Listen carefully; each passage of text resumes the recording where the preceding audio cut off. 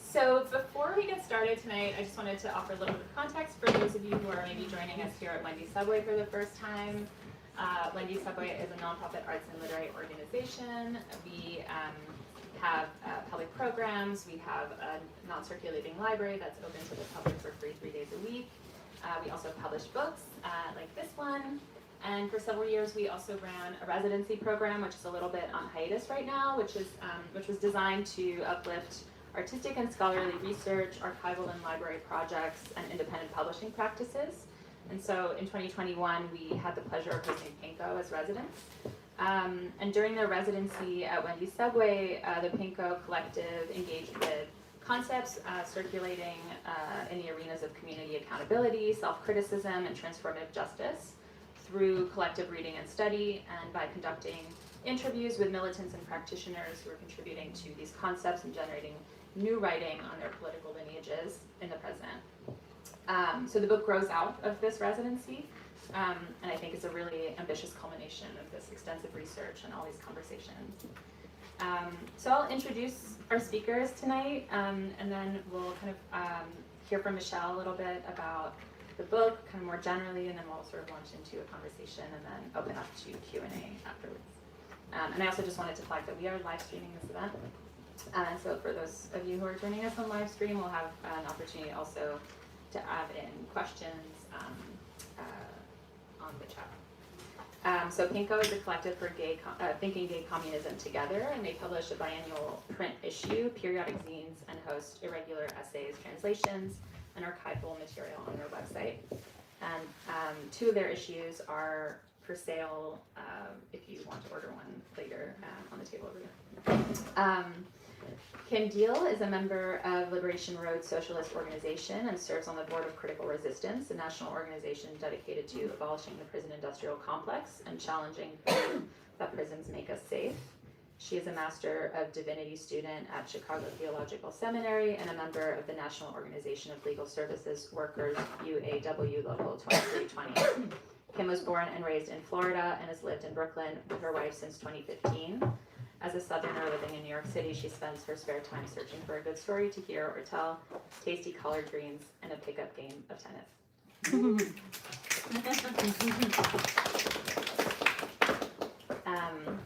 Esteban Kelly is the Executive Director of the U.S. Federation of Worker Cooperatives, USFWC, and is a co-founder of AORTA, Anti-Oppression Resource and Training Alliance, a worker co-op that builds capacity for social justice projects through intersectional training and consulting. He holds a master's degree in sociocultural anthropology from the City University of New York and received a BS in political economy of environment and development from UC Berkeley. My credentials never get shouted out. Pilar Maschi is the former prisoner and family coordinator of Critical Resistance. She's a former prisoner who is a single parent and lives in the South Bronx. Pilar founded a political education program in a drug recovery center for women and their children, where she was once a client. And you'll have to tell us if this is accurate now, because we got a slightly older guy from the internet. Pilar has an AA degree as a video student at Borough of Manhattan Community College.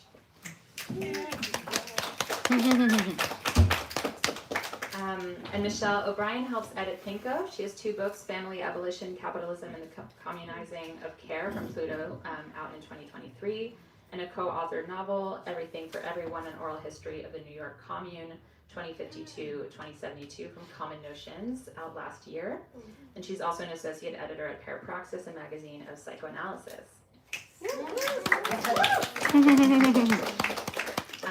So I want to just start by thanking everyone from Pinko, especially Max, Addison, Lou, and Michelle, for all the incredible work on this publication, and Lena for helping us produce this event, and all the incredible contributors to this book. I also want to thank Tyler Morris from Floral Prep and Come Forever for providing masks for this evening, and we do encourage you to keep your masks on throughout the evening in light of growing numbers of COVID-related cases in New York right now. But we won't, because we have to talk, but we're staying as far away as we can. And so tonight we really wanted to just have an opportunity to open up the book for conversation and to think about how the concepts of accountability, abolition, transformative and restorative justice, and criticism, self-criticism, which are central concepts in the book, resonate within the practices of our speakers and contributors tonight.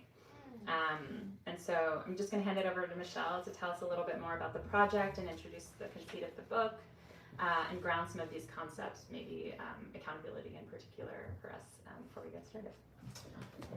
So thank you so much for Wendy Subway for making this book possible and hosting us as residents and organizing the event tonight. It's really a joy and an honor to be here. And the names of the other Pinko editors were shouted out briefly. Also acknowledge Lena Afridi, who joined shortly after we completed the book. And so there's a lot to say. I'm going to read the first paragraph as a place to start and say perhaps a few more words, and then we'll hear from the interviewees, the contributors, and then towards the end of the panel I'll say a few words about the last essay that I worked on. In the breathtaking George Floyd uprising of 2020, the highest and most widespread period of revolt in living memory, certain concepts surged up from the heaving streets and shimmered aloft for a remarkable moment catching the eye.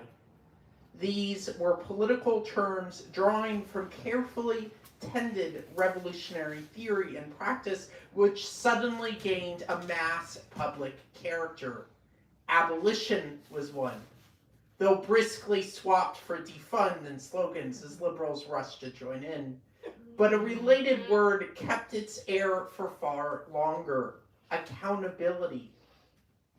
Familiar to anyone entering left politics in the last quarter century, it brought with it a particular vocabulary and set of procedures, as well as the aspiration to address those outside of radical circles.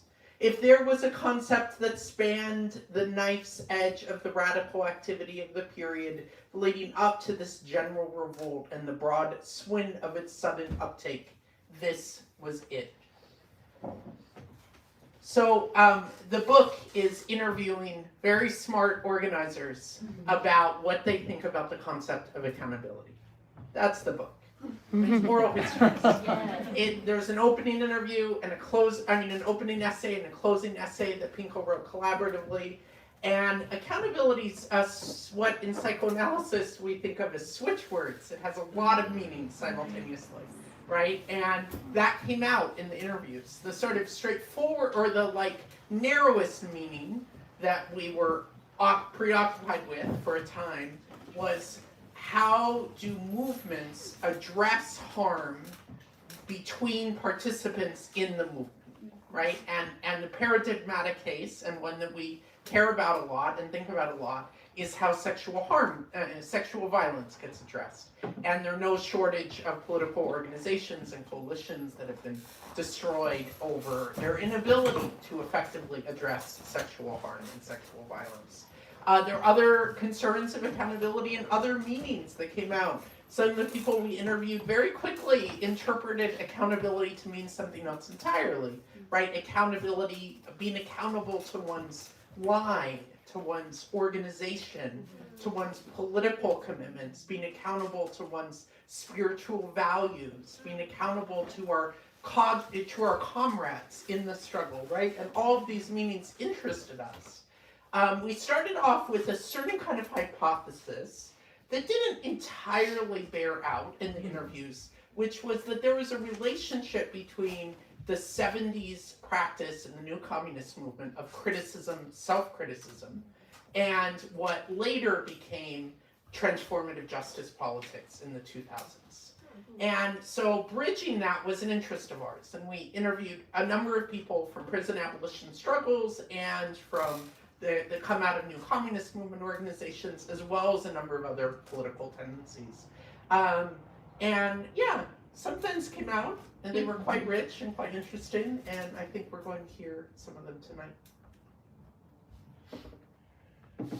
Thank you, Michelle. I did just want to ask kind of one question maybe to get us started, and maybe for you, Michelle, as well, thinking about the conceit of the book, which is also sort of retracing a critical genealogy of accountability, and doing this kind of historical excavation of where this term comes from and how it's circulated and how it bears out in the present.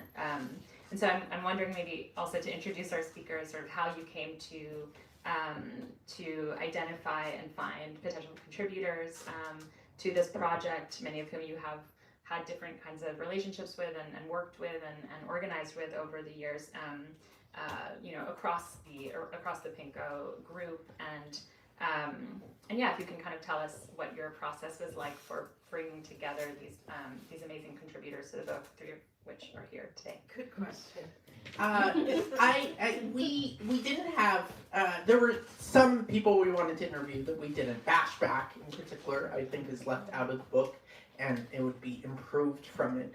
But I would say when I was personally oriented to recommending people, and I think I recommended slightly more than half the people in this book, I imagined people that combined sort of three major things. One was a long-term organizational-based collective commitment around organizing, right? That had been involved in movement work, usually for decades, in many, many organizations, and through that had a long-term, committed relationships with other comrades and organizers. Two, people that I thought were very smart, that had a lot to say, that thought really critically and richly, that had a richness of political analysis that they brought to their work. And three, that I was aware that had been directly involved in struggling around questions of accountability.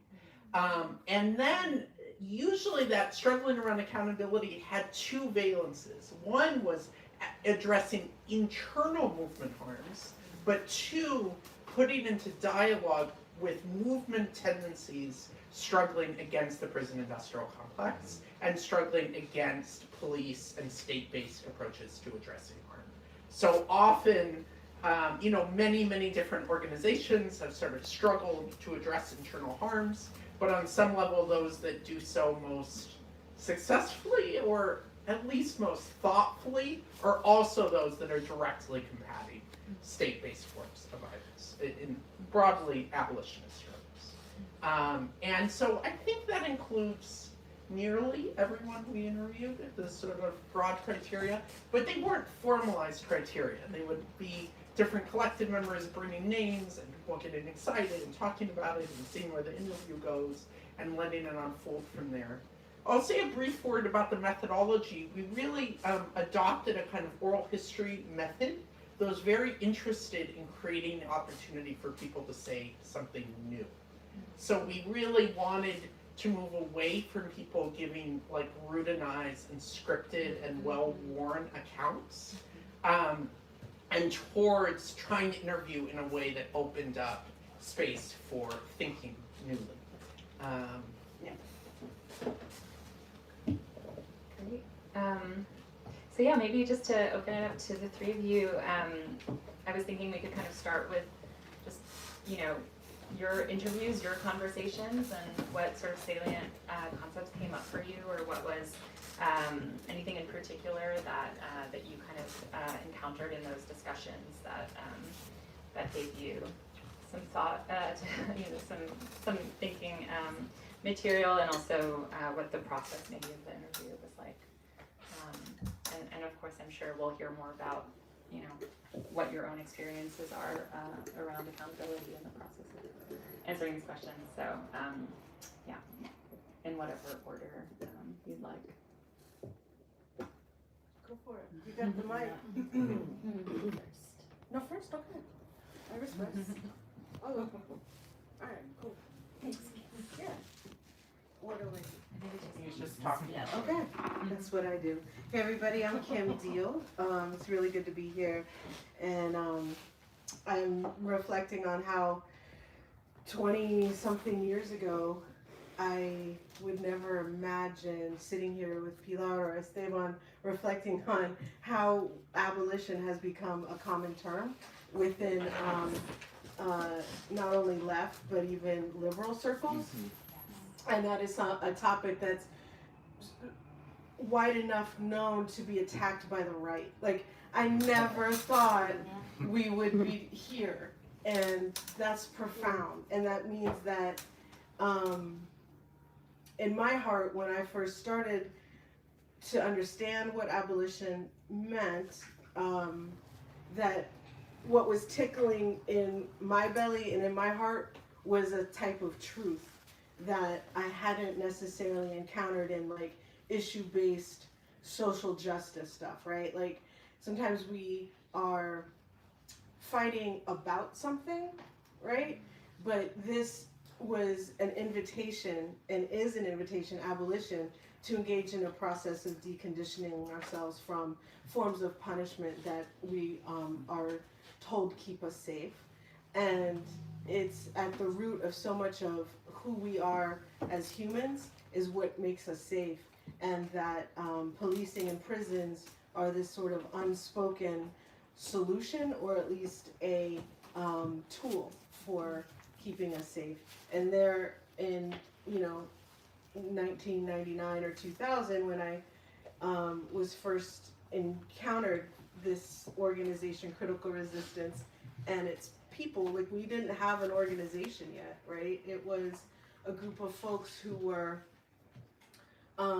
thinking about abolition, but hadn't necessarily coined the term as the thing that we were going to be doing. It was a critical resistance of prisons, dismantling the prison industrial complex, and it grew out of a lot of work that had been done around folks who were inside, that had led movements forever, right? Like it's a political strategy to incarcerate folks who are leading movements, and political prisoners is a very wide definition. And so by no means in 1998, when the Critical Resistance Conference first happened, was this the birth of any kind of prison movement. Not at all. Not at all. But what it was a timely fire that came at a moment when a lot of questions were taking place about the role of the public sector, and what does it mean to have public money going to mass incarceration. And so that's kind of the origin story of how I got into this, and it's in the interview. But basically I had been doing research around the privatization of public services in the Deep South, and how that was really a tool for breaking down any gains, small gains that had been made by the Civil Rights Act of 1963. And in many southern states, the only places where affirmative action had even made any progress were in public sector.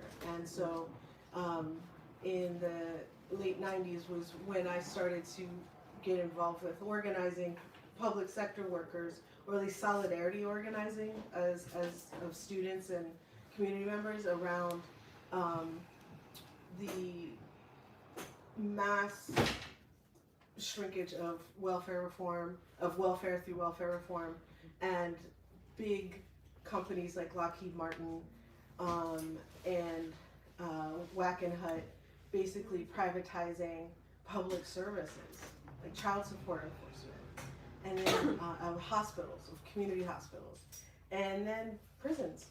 And so it was in that research and looking and asking around with folks who had been organizing prisoners and inside prisons that I got to know a lot of folks who were tracking this. And so I learned a lot about the Hospital Corporation of America as sort of the first model of privatizing hospitals to becoming the first model of privatizing prisons. And then, it became a much bigger picture. I think a lot of people have also gotten involved in dismantling the prison district complex by looking at this one narrow part of it, and really it's a money-making endeavor for all types of industries, not just those who are bold enough to say we shall just run prisons by, as a for-profit type endeavor, so we have to keep these beds full in order to make a profit. And then, from there it was a very beautiful and rocky and amazing experience to meet folks like Pilar, Rose Braz, Ruthie Gilmore, Rachel Herzing, Michelle O'Brien. We were very much involved in a lot of the early conferences that were taking place to do some collective learning, collective sharing regionally. And the first one that took place was in New England, in the Northeast, and then in the South. And I will just pause there, and I want to see if Esteban, you have anything you want to say. Sure. Okay. That was a really quick transition. No, it was, but whoa. That's why. I was like, something's happening with the mic, and now I'm going to It was really awkward. Sure. I'll finish my thought later. Are you sure about the level? You want me to be at this level? I think a little quieter, and I can just like NPR myself into the microphone. Yes. Maybe a little bit higher. No. I think it's loud. You think it's loud enough? All right, cool. There we go. Yeah, we're good. We're good. By the way, there is prime real estate. This isn't like Brooklyn prime real estate, but this Wendy subway prime, right? Front row, center. And if anyone else has a blank space next to them, maybe just like a hand up or some way of signaling. And let's prioritize the people who would benefit most from that in terms of the bodies we're in, and you know we vibe. Yeah, look at this, wonderful. And also, if you're the kind of person who is in a chair that you don't necessarily need, maybe you can volunteer. Is everyone taking care of that? There's still an amazing seat. It is an aisle row. It's an aisle row. Yeah, let's do it. Cool. Hello, friend. Can you restate the question? Yeah, no, the question was just kind of, maybe if you can tell us a little bit about the interview and the conversation you had, and anything in particular that you wanted to share from it, or that you wanted to share tonight about your relationship to these concepts that we're talking about. Cool. All right, I can do that. I have a couple thoughts about it. I feel like I want to similarly share a tiny bit of context, because the funny thing about book events, it's like the presumption is you haven't yet read the book. And so there's things that I should say instead of being like, well, it's all in this interview. This did not come up in my bio, which is fine, but I have to apologize for I'm in like the weirdest headspace. I've just had a wild week. But I think it's gonna be good. Here we go. So I spent about a dozen years pretty actively in a collective called Philly Stands Up. I live in Philadelphia. I don't know if that came up in my intro. And one of the things that I've had a lot of space from the initial interview conversation itself, but also the work. Like I haven't been very active in this collective. Which, we still hang out every couple of years and have mini retreats to talk about this work and the field. But it was a really intense decade where we met weekly at least. And if you took a break, it was like a personal one, and not in a burnout-y way. It was like quite the opposite. Like we really took care of each other. And we wrote a lot about that and talked about that, about the way that we approached the organizing is what made it resilient. And it was so funny because it was before we at least had access to a lot of frameworks of healing justice and disability justice and all the things about like if the way we approach the work isn't in and of itself healing, then what are we even doing? Friends, would it be helpful if I stood? I don't mind doing that. I'm seeing like craning necks, and I'm like, I don't know. I don't need to be sitting here. It's not like I'm on a stage. Is this a little better? Yeah. Okay. I don't want it to feedback either, but. I don't think it will. So what was I talking about? Oh yeah. So the way that we did the work. So we met every Sunday evening. We sometimes would take. It was like, oh, we're going on hiatus for the summer. Like we gave ourselves that break of like not meeting for 6 or 7 weeks while we were all, running to the beach and going traveling and things like that. But otherwise, we basically, as a collective, met every week, even if sometimes different individuals were out for various reasons. Has anyone been part of a group where you met every single week for a decade? Like, that's like a really intense thing to do. So that's the basis of what this work was for us. And it seemed worth sharing that at the outset. The other thing is that I was new in town. Like that it hadn't occurred to me, and when we talk about the work, sometimes it comes up like, what was happening in my first couple meetings, how did I get involved in Philly Stands Up, why wasn't I part of the initial founding? And it comes up in that way. But then I thought, just with a little space from it, I'm like, well, there's something about the fact that I was new in town, and when you're new in town, you have a little more space to say yes to something, even when it's something as intense as, oh yeah, we're part of this group that meets every single Sunday. I wouldn't in a million years commit to doing something like that now. But I don't know, I was in my early mid-20s and I was new in town. I was like, I don't have anything going on. What's up? Like, what do we need to do? And also what that meant for the diversity of who we were. I mean, we weren't all in our mid-20s. We had parents in our group. And so part of the learning of the, for me, it was like a crash course in upping my organizing game, because it was really different than being a student organizer or doing whatever, like direct action stuff. It was like intimate. We were meeting in each other's living rooms and bedrooms and having to respect each other's housemates, and also having to organize childcare, because otherwise the parents were not gonna show up. They were like, oh, you didn't get childcare, I'm not coming. And it just didn't occur to me. Like, sometimes something falls through the cracks and you just deal with it, or you think about it as the problem of the person. Anyway, so I was coming from that framework and adapting to what it meant to slow down to the level of the collective is what matters, or the people in the collective rather are what matter. And so that in a lot of ways is what made us resilient, including for the fact that what Philly Stands Up was and what we did. We didn't found a collective as a transformative justice group. We were responding to something that happened, and we, in a lot of ways, sorry, I'll finish saying what Philly Stands Up does and then how I got involved in it. We worked in tandem with a survivor support collective. There were a couple different ones, just because we were around for too long for that to have been just one group. So originally there was a group called Philly's Pissed that organized as a rapid response collective to support a bunch of survivors around sexual assault from some shit that went down before I had even moved to Philly, like the summer before I moved to Philly. And they said, hey, this is all well and good for us to do this support work, but why the fuck aren't the men stepping up to do this accountability work?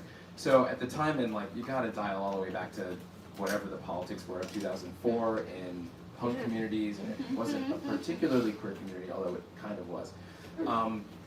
They were like, well, there's this women's collective that's supporting survivors, and then they conjured a men's collective to step up and be accountable to doing that work.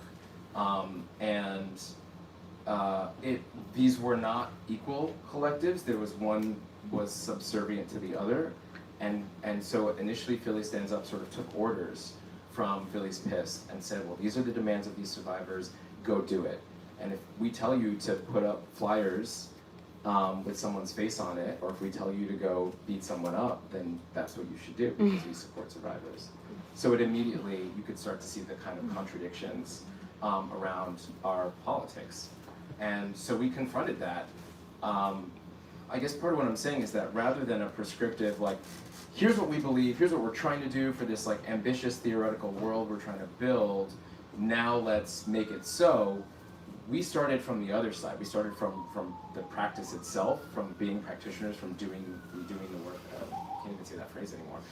From doing stuff, and then backfilled and said, well, what are our points of unity, and what are our politics that grew out of doing the work? So it was this we think about praxis and often introduce it as you start with theory, and then you do some stuff, and then you reflect on it, and then it becomes cyclical. we started at a different point in that cycle. We just like started by doing it, and I started from joining a collective that was already up and running, and in some ways I did see that as my being accountable for being a cis man and for being accountable to women and femmes, but ultimately really just being accountable to friends. Like I was recruited from friends who I knew well before I moved to Philly and loved and cared about. And I was like, hey, I'm new in town. Apparently I have like an open calendar for the last time in my life. What can I do that's helpful? And they were like, well, we need you to join this collective and get involved in this work. So, and then lastly, you know, in terms of the interview, it did bring up this question of, in some ways the conversation really presupposed that there was a guiding politics that fueled it, as opposed to values. Points of unity, you know, we're interdependent, we support each other, we believe survivors, yada, yada, yada. We actually believe in abolishing gender in a certain way, like that there was the evolution of our points of unity, so that all got updated as well along pretty early on, actually, by the end of 2004. But really for me, it was that I came in with my own political thinking, my own organizing background, my own academic training, my own connection, even to stuff that was happening in the Bay, which is where I had moved prior to being in Philly by way of Michigan for some reason. And don't worry, I'm actually a New Yorker, so it's back. This is homecoming. And so yeah, it was like there actually had to be some acceptance and not foregrounding. Well, what is the line, and what do you believe in, what do you read, and what's your tendency, in order for us to even vibe and get along. Like there had to be some comfort for people who were down to do the work, and to not feel, it wasn't anti-intellectualism, but there was a politics of like, part of challenging masculinity was about decentering the like intimidation and that comes along with a lot of discursive. It was like, I don't know, we're busy dealing with people who have caused harm in sexual assault situations. How are you? How's your health?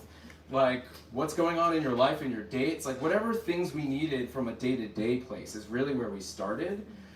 Which isn't to say that the other things didn't come up, and so we'll get to that, I'm sure, later on in the conversation. But it really was almost marginal in a way that confused everyone who we encountered along the way as our work became more and more explicitly, I don't know, capital P political in that, in terms of that, like theory. So I think we saw the work as being about the what and the how. Like, what are we doing to address these situations? What are we doing tactically in terms of the actual tactics of sitting down and working with people who caused harm, who were usually men, but not always. And so so much of it was about the what and the how versus the why and the so what. And so for me, the interview was this space to actually reflect on and have a lot of perspective on the why and the so what. And in fact, that's actually how the collective itself evolved, that some of it maybe was burnout or just people moving to different places in their lives where we didn't have the capacity to, in addition to meeting every Sunday, taking meetings with the people who has caused harm in between those Sunday meetings, you know, going and meeting with them in a train station or a cafe or in a park or wherever, and then doing that work. And by the way, this was way before we were able to afford therapists of our own and stuff like that. So those Sunday meetings were our therapy to be resilient in that. And so it was only over the course of time that we realized that we were discovering our own praxis, our own tactics around doing this and patterns that made sense. And that's a lot of what we've written about since then. And we slowly morphed, again, not really intentionally, we were never an incorporated thing, it was just an informal collective, from being like mostly working on situations to slowly doing more and more workshops in political education to slowly, I don't know, half of the members of Philly Stands Up have like masters and PhDs doing work around transformative justice and accountability and all of these themes, or even some of them are therapists now, which is really interesting. So I'll sort of leave the framing stuff there, but hopefully that gives you a sense of where I'm coming from initially. Hey, can everybody hear me? Okay. So, hi everyone, comrades. My name is Pilar. I came to this concept of accountability, I think in a way that was, I mean, I barely even really probably thought about the word in the past. When I joined a collective, Critical Resistance, we had just did the Northeast Regional Conference, and I was coming from a place of being on the run, being pregnant, being very broken, being harmed, and also being harmful. And my introduction to abolition was so life-changing. It became my purpose and became really my mission in life. And so of course, like, I enter a room with amazing people, so smart, so intelligent, so cool, so stylish. I'm like, wow, these people were like talking about protecting me, being accountable to someone like me. I couldn't even imagine that there was so many people that were talking about getting rid of prisons and police and like, we got you. You know, where I was like, oh my God, I want all of my friends here. I want all of the crimies that I got high with and that I lived with and struggled with on the streets and in my family and in my neighborhoods beyond, where I was at when I was on the run. I mean, I was really at a bottom in my life. So NA, I was actually, through my felony conviction, I was in a residential treatment facility for women and children in the Bronx. That's how I entered into the Bronx. And accountability, they took care of me there. And so I wanted to be accountable to the Bronx, to the communities that healed me. And so it was just an immediate connection. When I met all of these amazing, intelligent people, BLA, Ashanti Alston, Kai, oh my God, like people, Linda Evans, Rachel Herzing was my mentor, like brought me into this. She was the head of the education department at Fortune Society, where I was like trying to get my GED, I was just trying to get my shit together. And they bring, in these like workshops where we're trying to get our GED, the classes were of, well, what would the world look like if we didn't have prisons and police? Like, think about that one, and I was like, oh my fucking God. I've dreamt about that, like I really do think I am an abolition at heart. Like I just needed something to kind of give me the support to say like, yes, like this is it. And, you can evolve now and you can like make something of this. And so bringing my people was who I needed to be accountable to, making sure that they were in the rooms with me. And I would say that over and over again. Like I still say it and I still mean it. Like that's really why I do this work. Because I want as many of the people like me, been through some things, to just get the little taste of abolition. And that's all they need, really, because of course they're gonna connect to it. Clearly a lot have. So when I joined Critical Resistance, also, I wanna just put it out there that NA, AA, the rooms, and the cognitive therapy that I was being drained and banged in my head for 2 years, because I was in this program for 2 years. I didn't get with it. I'm a critical thinker. My mom always taught me to be a critical thinker.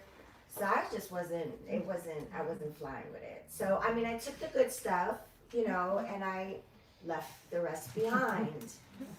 If it don't apply, let it fly, I took some slogans, I took some really good concepts. I actually integrate a lot of the stuff that I did learn through the rooms and through 12 steps. I work my steps. I integrate that with my politics and my analysis for abolition, Yeah. And which leads me to my first project in Critical Resistance NYC. It was an outreach project, because we're like, okay, people are like, well, you want your people here, let's meet them where they're at, and let's go get them. So I was like, okay, I know I have some pull in this program, so we started doing these workshops and a program, and it just evolved into something so powerful, so amazing. And that project, the La Casita project, ended up moving for like 10 years. It was and replicated in different other places like California and Gainesville, Florida. Chapters were really, getting into it.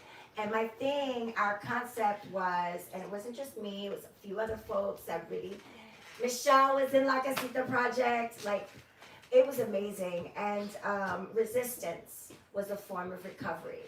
That was what the whole concept was. And we created support groups, we created just spaces. We wanted to create safer spaces so that, because there was so much bullshit that we had gone through, so much punitive stuff that we were experiencing in the program, where we just wanted to create a space where it wasn't that, where it was we get to really politic. And honestly, the executive director at the time, Lorraine Montenegro, rest in power, she died from the hurricane in Puerto Rico, dehydration. Her mom was a young lord, and so, yes, she was like, please come in and do your workshops, And so she was my biggest fan, and I was really, really lucky for that. I mean, we went to Oakland, they weren't even allowed to leave their freaking program. We got them out, newsletters in prison, talking about, them being survivors, us being survivors of sexual harm. And so, I've always come from that place,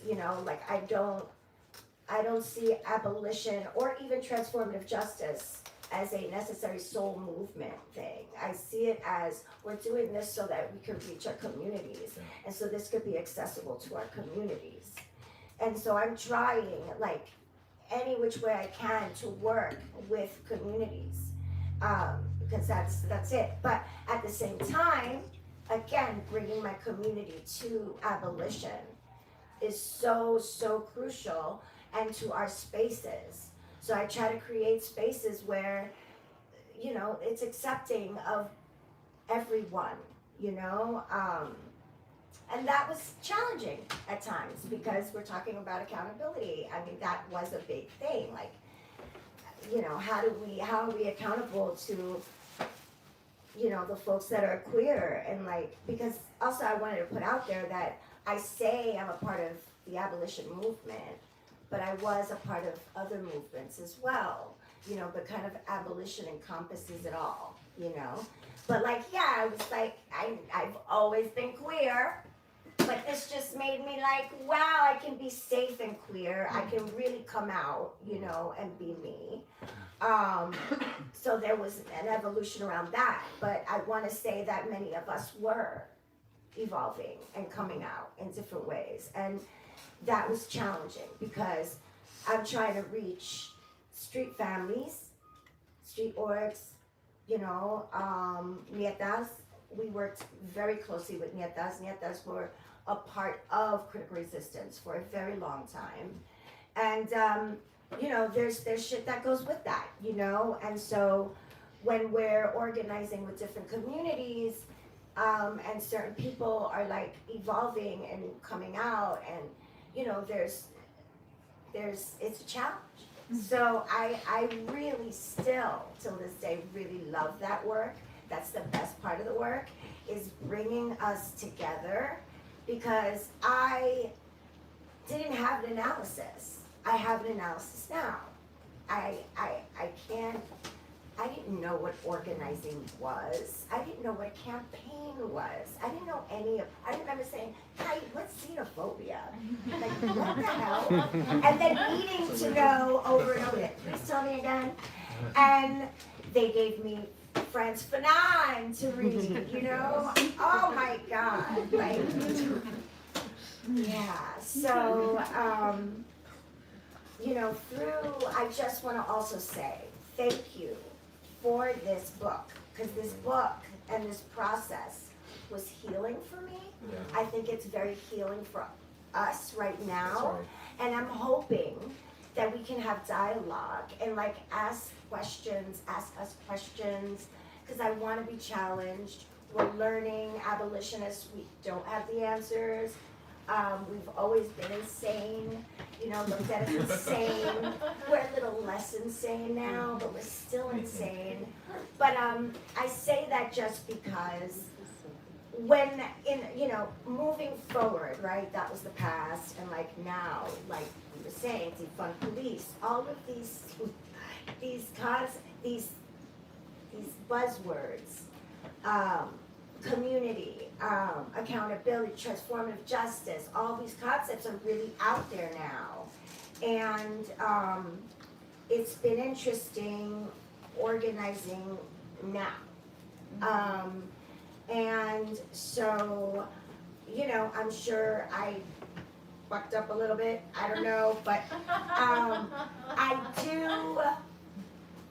do want to use this process, like this time, to really dig into this, because I'm just so grateful that there's a space for us to talk about it. That's right. Like, I felt really, really like, okay, this shit is happening, right? Like, people are like literally, I have a problem with folks, and maybe it's because I come from the old school where like, we just don't put our shit out there, like, we don't put our dirty laundry out there. And that to me is a form of accountability to our people, because I know what that does. COINTELPRO, I know what it is to have a police report. And I know what it is when you accuse someone online of, say, sexual harm. There's repercussions to that, that I don't think people might realize when they're putting those things out there. And it's really dangerous for us to do that. So I just, you know, I'm sure people in this room are like, fuck you, you know, but it was scary for me, because I just, you know, we need to dig into this stuff before we start accusing people and putting this shit out online. That's right. That's right. You know what I mean? Like, let's talk about this behind closed doors, because we have the state watching us. And we just have to be careful, and I come from a place of love, and even if someone has done some harm, because I mean, that's what we do, we're abolitionists, right? We're protecting the most harmful folks. So like, I don't know, it's nuanced, and I'm learning, you know, again, like I said, I have been on both sides, all sides of the coin. I've harmed, and I have, you know, been harmed over and over again. Like, if I could tell you some stories. But there's something about the word survivor now that just is a bad taste in my mouth. Because I think it's used as a weapon now, and I don't know, I'm a survivor of many things, you know, and I think even when we're talking about and accusing someone that has harmed someone, they might be a survivor as well.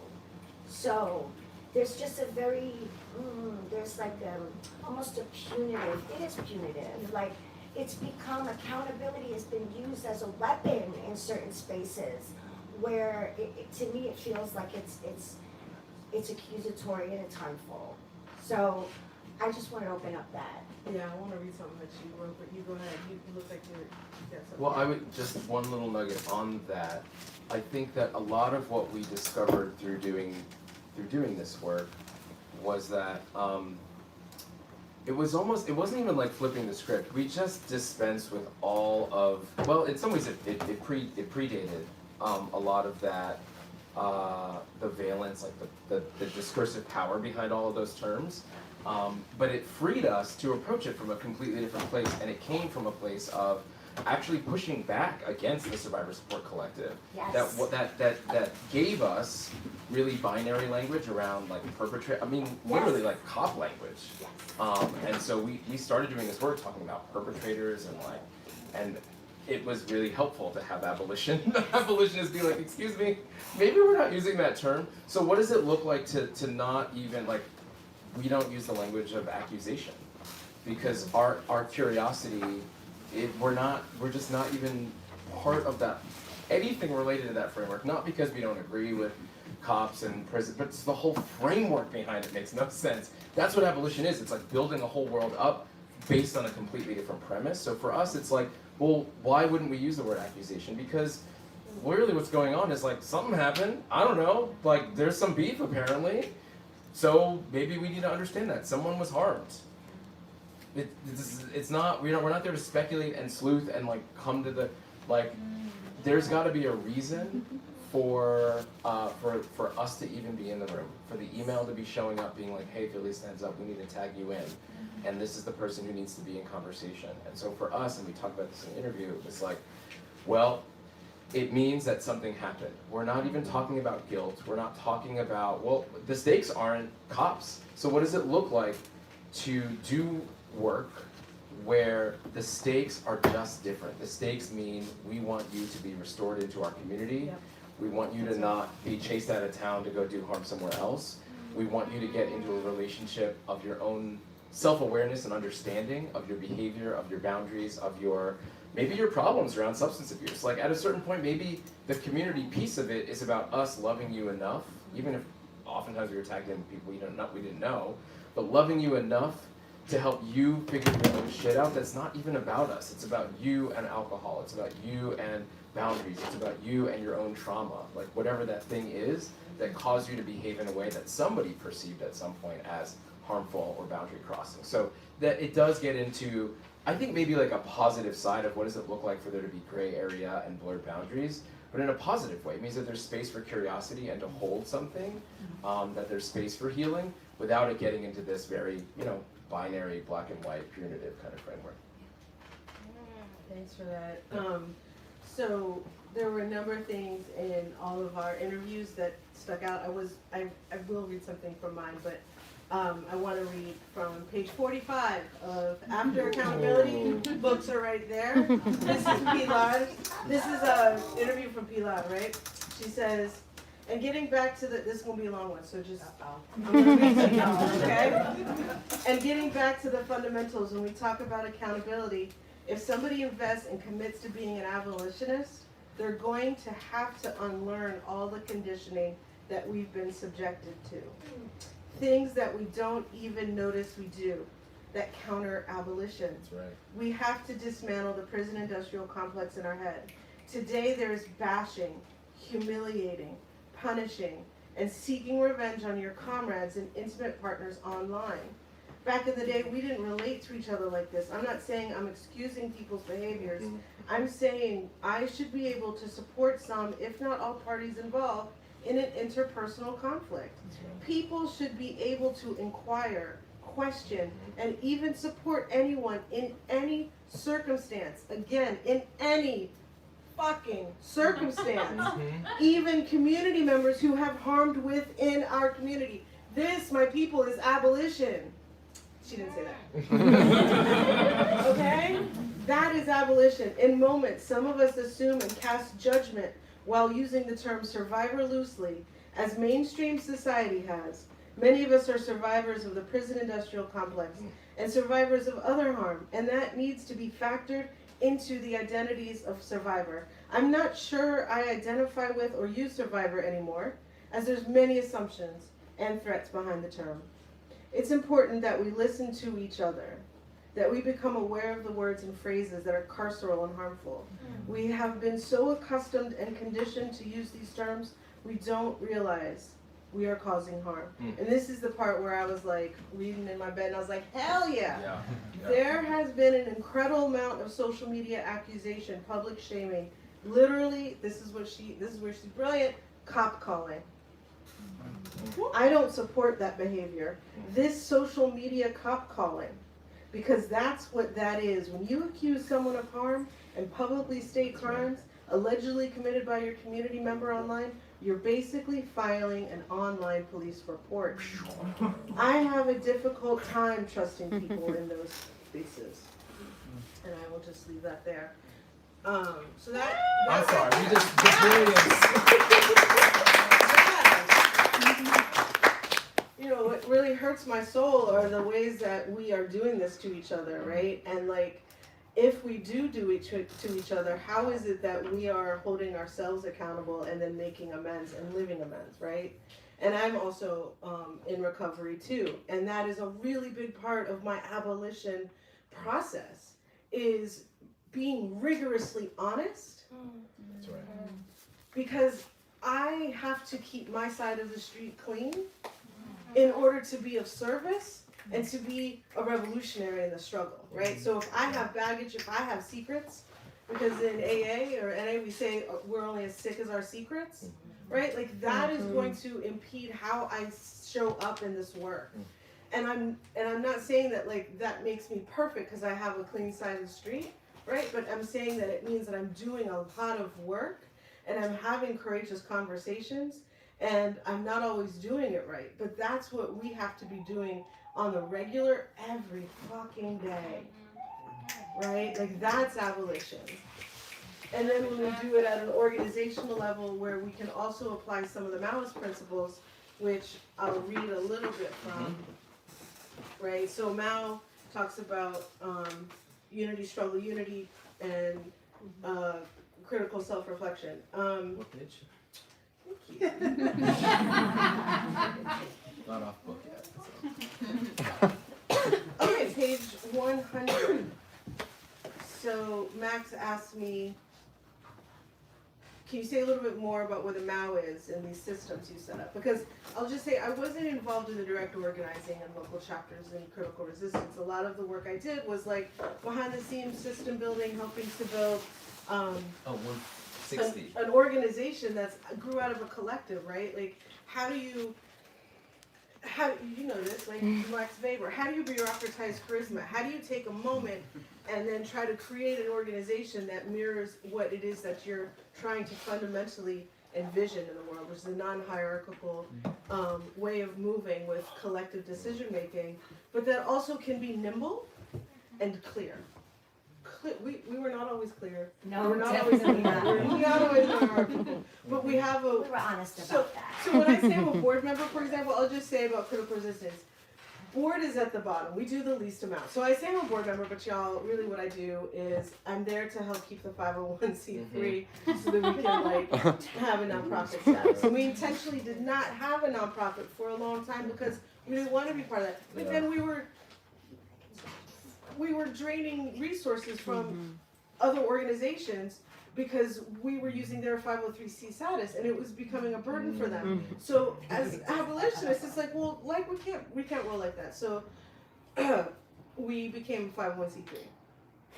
But the way that it's built is like the members are the ones who have a say. Right. And we have a structure where there's a lot of information that comes from members that gets to the staff. The staff have personnel committee that is run by members. I was on the personnel committee for a long time. The board is at the very bottom. We do the very minimal, and it's intentional. So when I say on the board, it's mostly like I'm kind of retired. But I want to say that because that is how we try to model the values. So what are some examples? There's a couple. I'm trying to piece together my memories. when Critical Resistance was being formed, everyone wanted to be a chapter. And there was this incredible burst of energy. It was a very charismatic moment everywhere, from Australia to Scotland, all throughout the South especially. There were formations of people who wanted to form a chapter, and we needed to figure out what the criteria of a chapter was. The main premise was that it had to be centered on folks who were directly impacted people. It had to be formerly incarcerated or have family members who were. And then the other was that the work couldn't help prop up the prison industrial complex. Because there were some groups that were like, we're lefty priests and clergy who don't believe in prisons. But we have prison ministries. Can we bring critical resistance for the ministries? It was like, no, we have to look at that contradiction, you know? Mao, like, there would probably be too much of a bourgeois influence to have priests come into a prison, or religious people come into a prison and be talking about abolition. The abolition had to come from the people or in partnership with the people who were directly impacted. Yeah. Oh, yeah, that's okay. We have questions, but I'm also going to just be mindful of time, and I also maybe want to give you all an opportunity to ask each other a question before maybe Michelle, you share a little bit about the closing essay, and then open up for questions from all of you, so we can continue this conversation. If you have any questions of each other or anything you want to kind of share. I know the next question, but before that, the one thing that quote just sparked for me, and actually the part that you were sharing right before the quote about structure, which I'm just in a weird headspace, so I'm like, whatever, what are you lighting on fire? Not what did I come in with, but like what's alive? When Ruthie Gilmore talks about abolition being about presence and not absence, it's so interesting to me that a lot of the experiments are about these things that are unstructured or informal, and that the attempts from, I think especially nonprofit structures to build out programming or whatever that flailing is to get involved in, usually restorative justice, but sometimes masquerading as under the banner of transformative justice, that it's something about like that structure wasn't designed for that.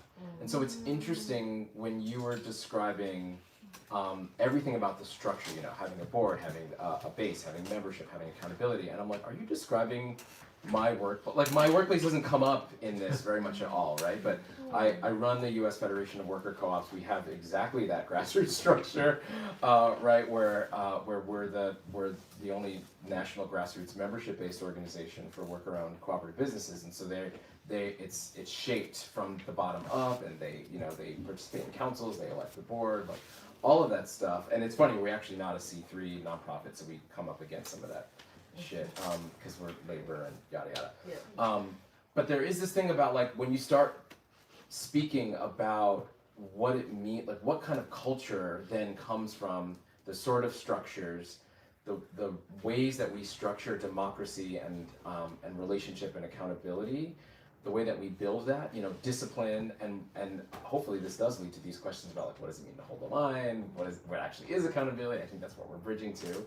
But that's what it sparked for me, thinking about like, oh right, it is about presence. Like we can't just talk about all the things, and I think it's important to name like the things that are negative about the culture and online and like having the cop in the head and all of that stuff, but also to talk about like, well, it also is about what it is about, which is like the presence of democratic structures and processes. And so, you know, sometimes people look at me sideways, they're like, wait, but so you're doing this process facilitation, unstructured community shit, but you're also doing this like national worker power, people running their own fucking businesses shit, like this anarcho-syndicalist, like I don't get, and it's like, right, like it's all part of building this world, right? And it needs to include both of those things. And democracy it doesn't have anything to hang its hat on if there's no structure to it. It can't just be, you know, here we are in Zuccotti Park, like that. Sometimes it actually is about creating these structures so that people can have a vehicle to express their power. So maybe, I don't know if that bridges us well or not, but I do want to get to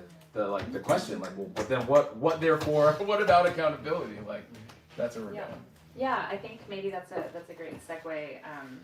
Maybe that's also a way to kind of open up and hear a little bit from you as well. Can I also just like, I really want to just I hope that this is just a beginning to this healing learning process. That's right. Yes. That this book, Yeah. our experience right now, Yeah. is opening the door to us figuring this shit out. That's all. Yeah, I mean, I think there's, Michelle, you kind of alluded to this in your introduction, just around the underlying premise or theory that the book was seeking to investigate in these oral histories.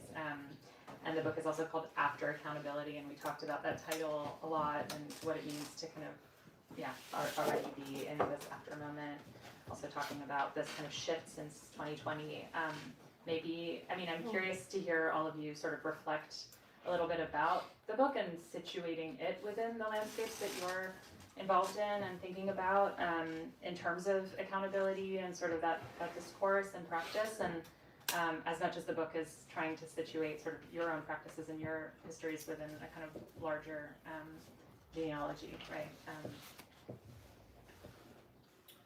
I mean, yeah, when you were saying, like, I hope this is the beginning of a conversation, I do feel like within transformative justice and restorative justice, there's a premise of, like, sometimes space is the best healer, right?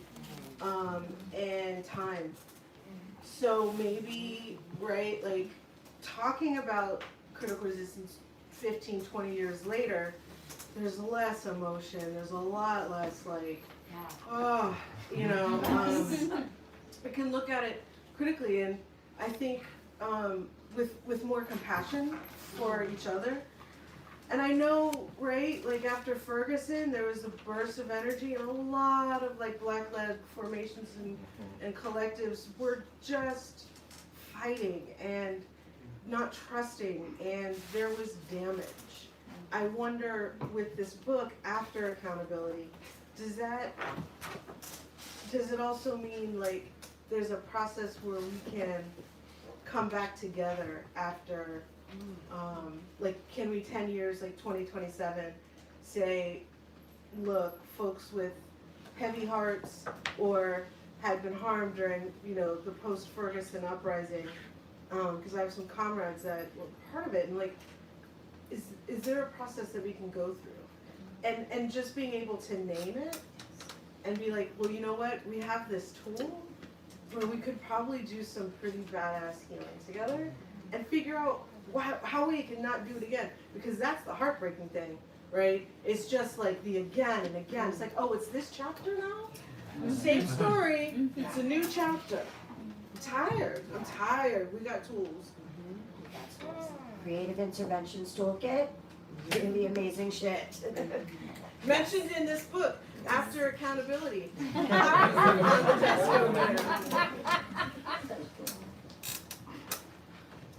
Oh, I can say something if you want.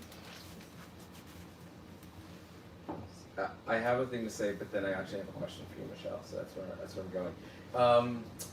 Just to get to like the pithy piece of it, it's so funny that the core of what we were doing, and we knew that what we were doing was it was an accountability project, not a one-off, which is often how it happens, and that's not like shade or critique. That's just like we're living our lives, and then suddenly it's your roommate or it comes up, right?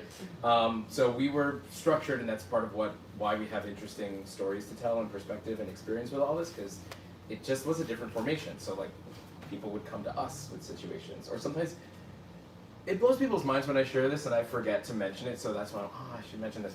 People would just come to us, like they weren't called out.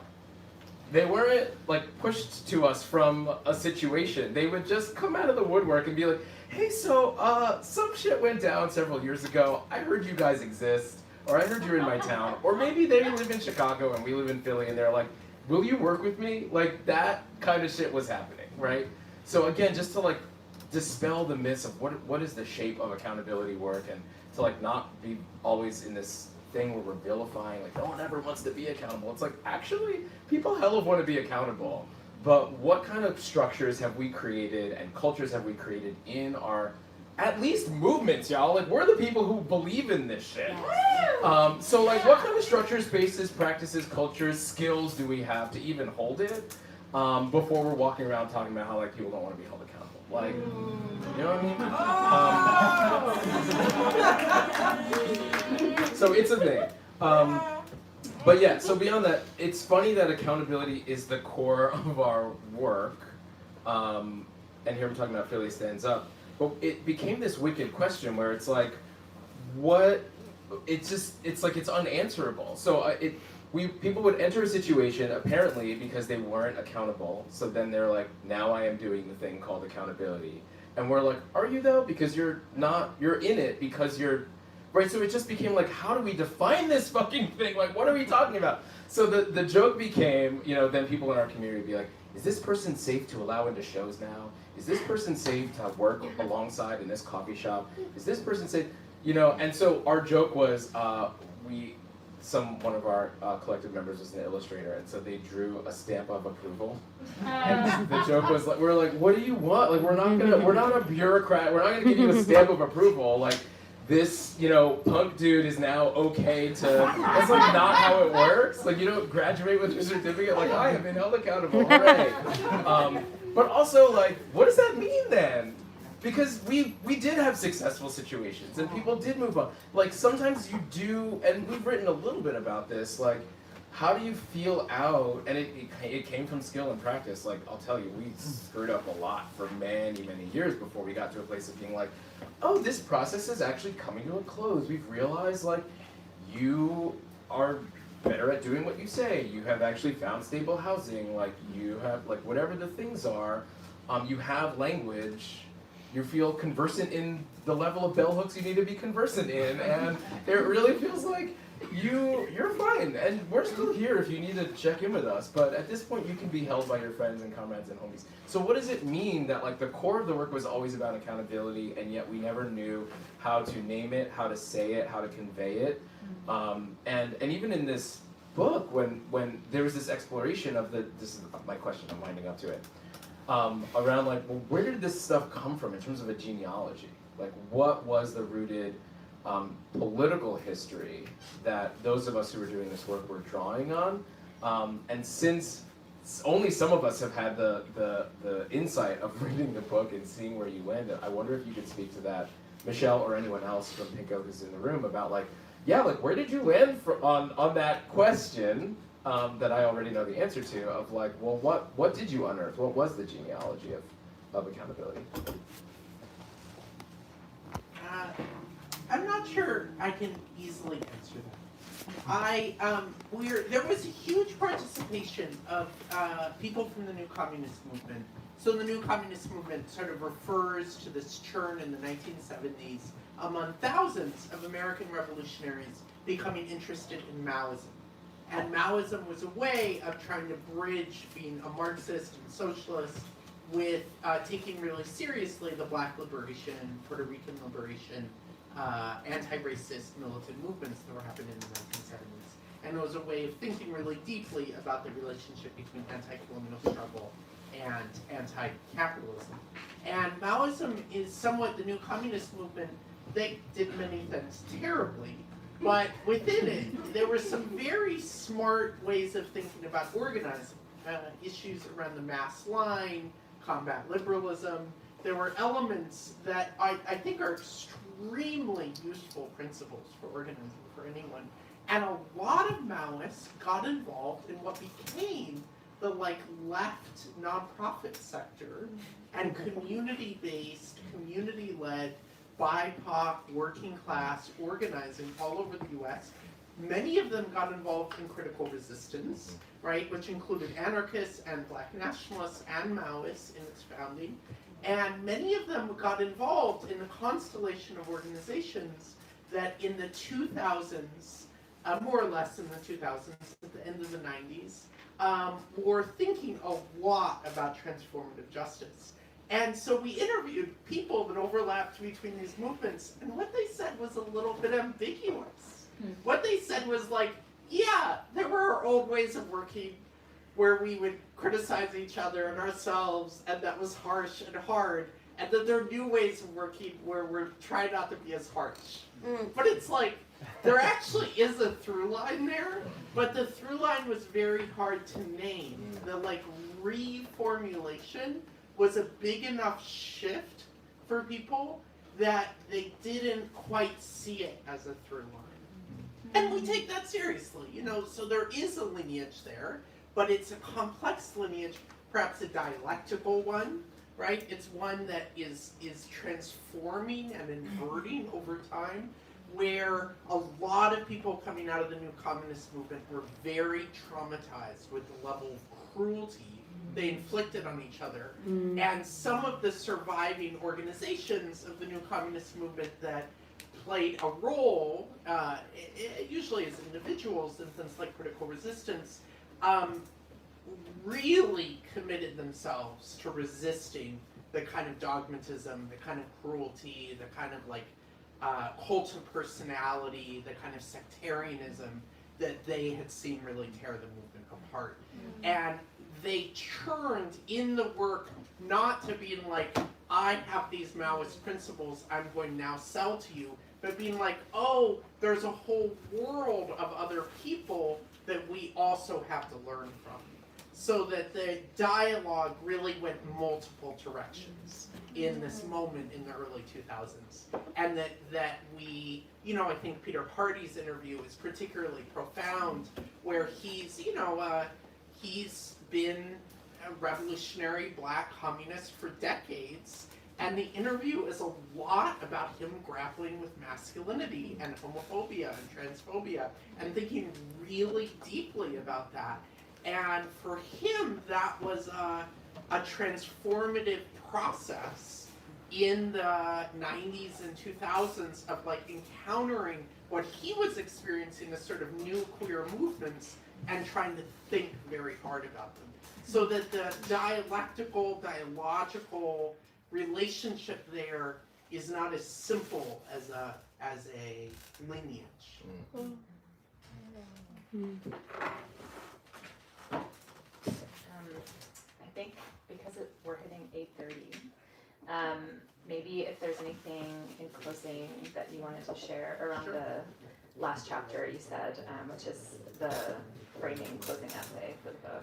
Yeah, so how many people here have ever been in the periphery of or involved in a process of accountability?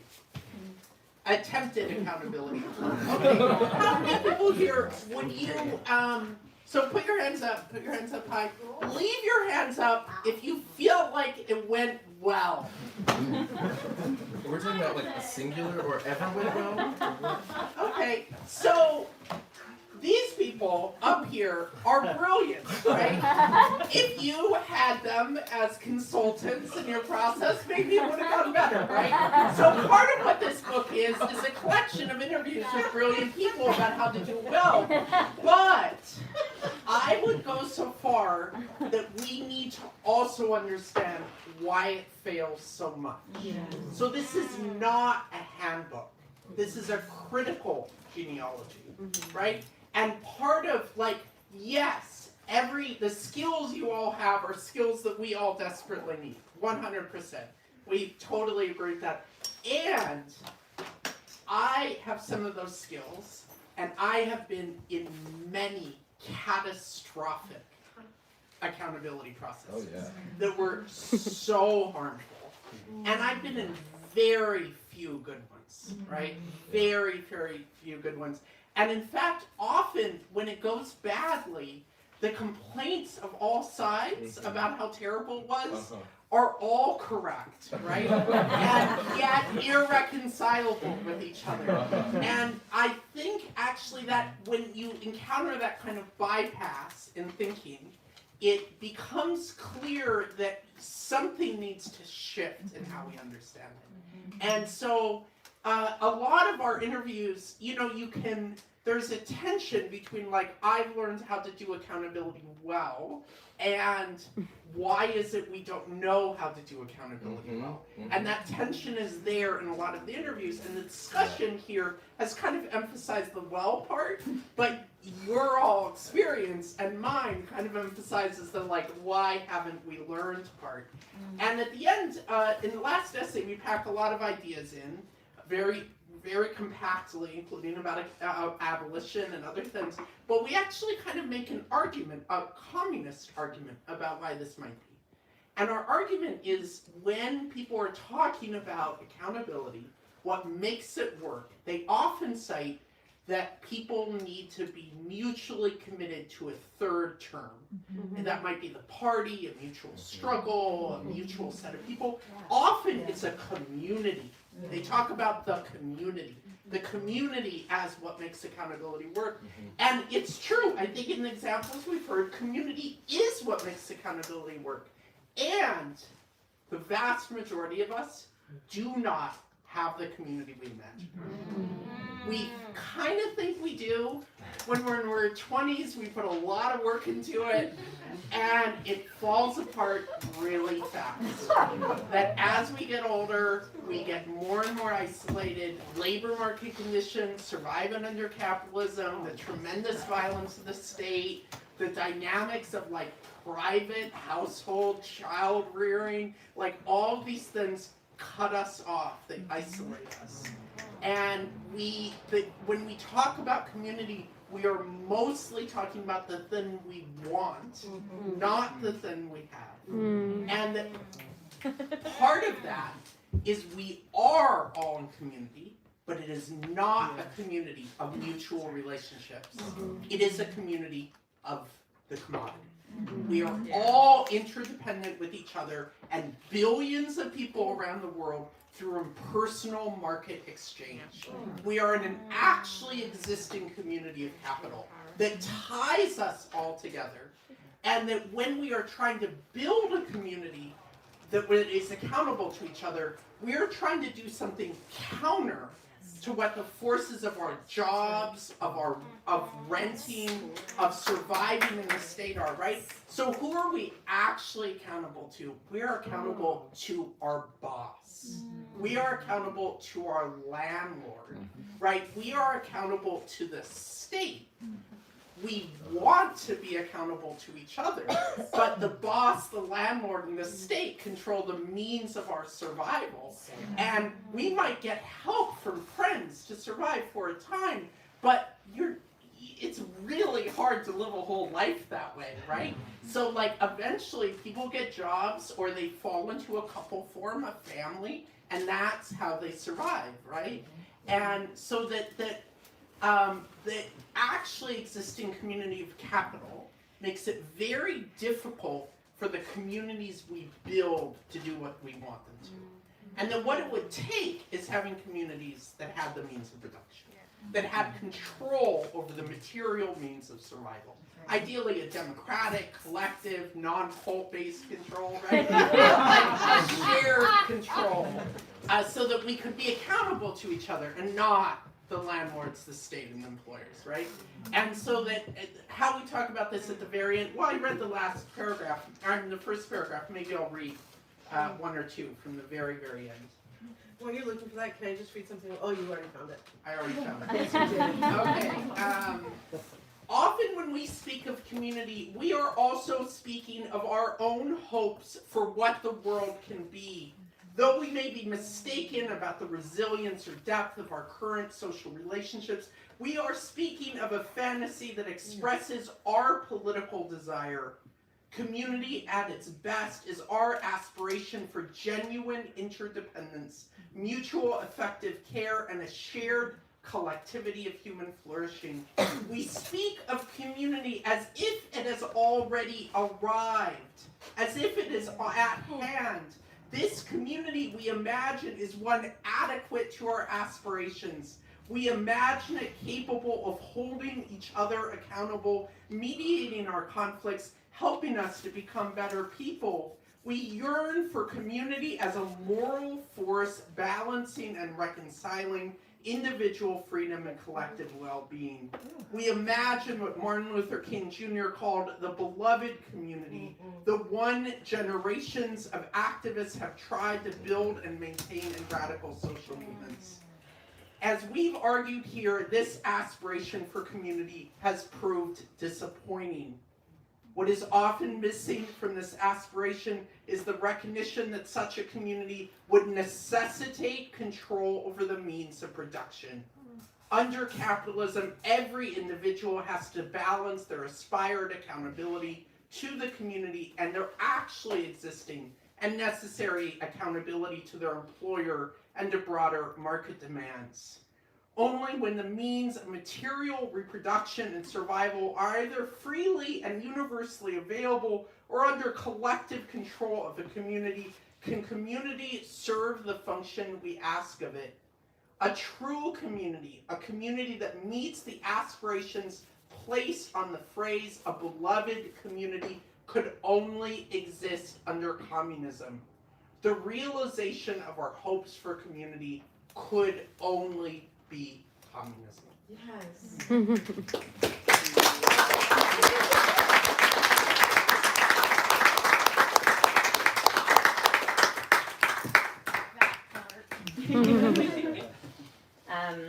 I think maybe we can open up to a few questions, and then we'll also have some time to just kind of be in the space more casually afterwards. Anyone wants to ask a question or has a remark? Comment? Can I ask a question? Please.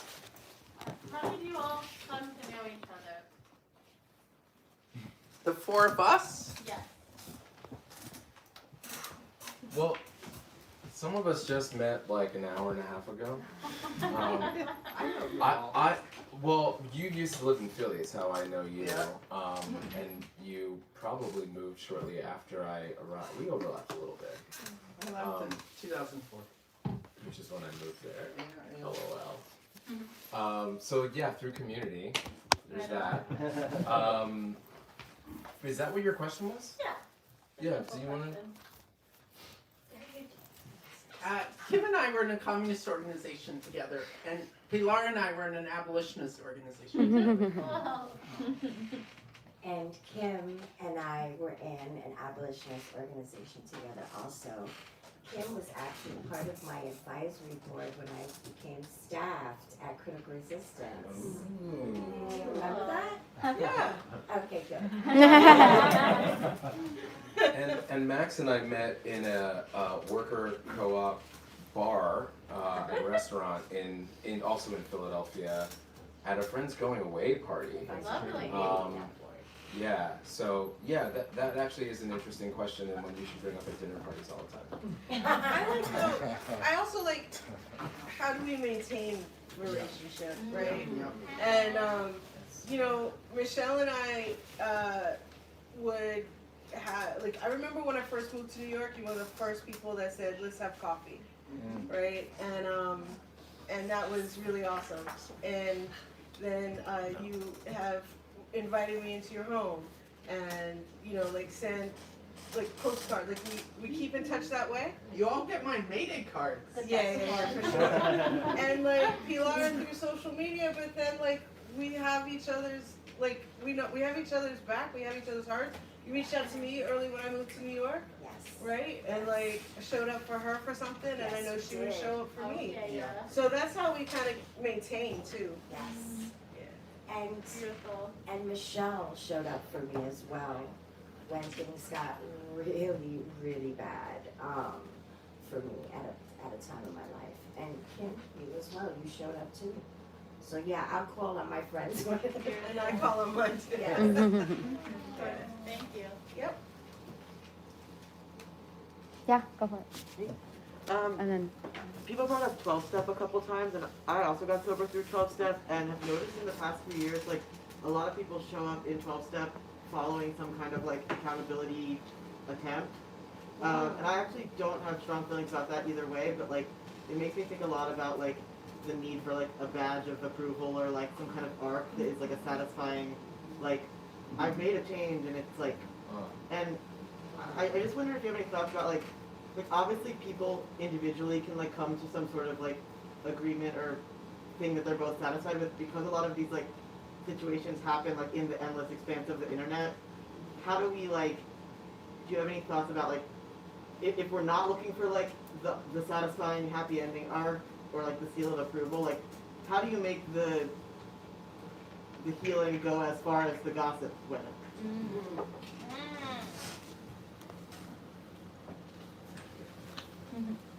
I mean, I don't think you can make any.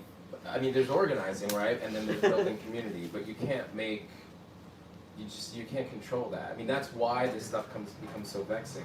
I mean, as Michelle and many people have said, like, some of the most brilliant people in the world are working on this work, and yet we live at one of the most atrocious times when you think about cancel culture, which is, I mean, talk about like cops online or whatever. Like, so yeah, I mean, it's cultural work. Part of my weird background was in anthropology, and having a sense of like, well, yeah, what does it take to build a culture of communism? What does it take to build a culture of abolition, or a culture, like, how does trust move through culture? And how do you change that? Once someone's name has been tainted, how do you undo that? And be like, no, we can trust this person again. And also, how do you undo that again when you're like, now new behaviors have happened, new incidents have gone down. So, like, I think that it really is about, oh God, I don't want to get into any of the like sociology stuff, but just having an understanding that there are networks of people within a community, that it does come down to relationship. Like I'm not trying to go all small is beautiful, but just like at a certain point, you can't, it's not about the currency of someone's reputation. Stop fame chasing. Like, the only thing that matters is the people you actually vibe with, people you actually know, the people you actually have relationship with, and those are the people you can fuck up with. Because then you can also be there and they can see you for the next thing you do after you fuck up. Right? Like, that's the only scale that matters in any of this work at a certain point. Which is why I think it's been so vexing to try to figure out, yeah, what do you do with a pop star, or what do you do with it, right? Like, at a certain point it's like, well, maybe you just, you mute them, and they're just not that important, they just need to not be important in your life. And by the way, I mean, the thing about community, I think, you know, Mia Mingus talks a lot about how it's,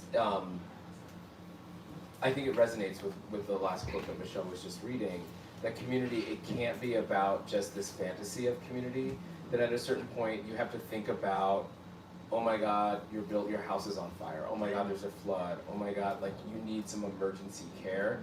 Who actually do you turn to?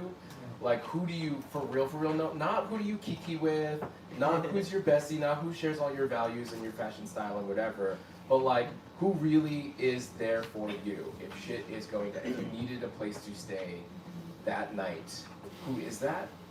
And that's a very different map when you think about, right? So what does it mean to even have a more complex or sophisticated understanding that community is multiple things, not in a hierarchical way, but like that there is a material sense of, if you need a meal, if you need a place to stay, if you have been canceled, who is there for, who could be there for you? Yeah. I like that question. What came up for me was sometimes how do we do before accountability? So before we start the process, can we make an agreement that this won't have a tidy ending? That's right. That we're not going to seek resolution right now, but what we can do is make sure that there's deep listening, people are heard, that there's not a debate about making a point and being right, that the healing can happen in these types of processes simply by making sure someone is heard, and then to then be okay and agree we're just going to end this with it being messy, without any resolution. Because this isn't, we've assessed that there isn't a resolution that's possible. That's in a lot of interpersonal, but there isn't a clean resolution. I think that's true, but I also think that, you know, clean messy is its own sort of binary. Sometimes it can be messy, but not like a hot mess. Like, that sometimes the goal is to remove the charge from it, like, make it not radioactive, even if it's still untidy. And I think that isn't as neat a story as people's fantasy. So it's, you know, I think that Michelle's challenge is a real one, which is like, if we've all been involved in processes, and we all have negative experiences, how does that become an ingredient toward our own expansion of our political understanding of what this work is? Not a demoralizing, like, I don't ever want to be involved in one, but like, since I've been involved with one, how does that become a resource for going back and doing it again, and having the mess be just less radioactive the next time? because we become changed through the process of doing it.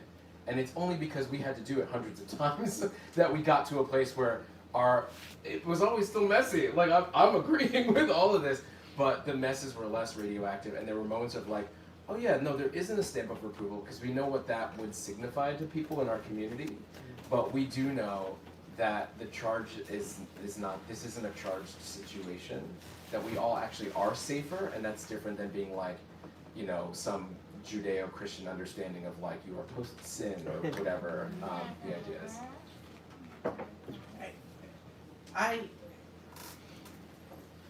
The contradictions go really deep in this work. And I think I want to, like, you mentioned cancel culture, right? So there's one analysis that is obviously right. The cancel culture is making people disposable, is like really creating sort of mob mentality attacks on people. It's not accountability. And there's another analysis that there is a lot of awful shit that happens. And whenever anyone tries to talk about it, to name it, to do anything about it, that gets labeled as cancel culture, right? And so, like, who talks about cancel culture the most right now, right? Like, ultra-right people who don't want to be criticized for being rapists and violent transphobes and, like, rabid anti-black racists, right? And so, like, that indicates for me an impasse. That, like, the people who are like, they're good people who are like, cancel culture is what we have to fight. And they're good people who are like, cancel culture is what we have to defend.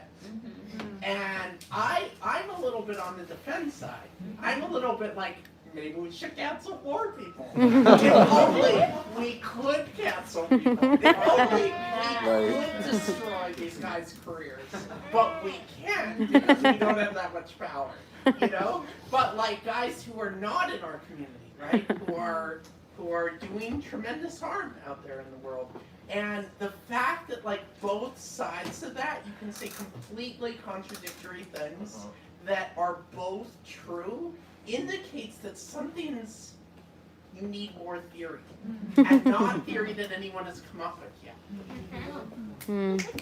It sort of feels like there's the cancel part, but the reason that it's an ish is because there's no culture. Like, what is the conversation we're having about, like, I think it's mentioned, like, let's have the conversations, let's go deep, let's explore some celebrity that never affected your life, like, have the conversation about harm, about how it shows up in it, like, how would you respond, what would you do, what is this bringing up for you, like, if there was more of that, I think we would be on our way toward building the kind of cultures of resilience and support and abolition that I think we need. So I also agree with you.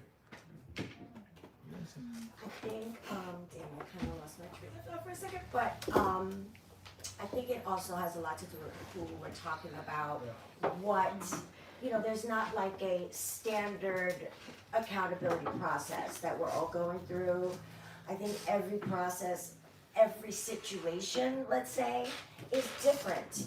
So the process should probably look different, you know, and I think we're at a point where we're just learning, we're just in the beginnings, honestly, because for me, I mean, you know, being on the harm, like the I caused harm side of things,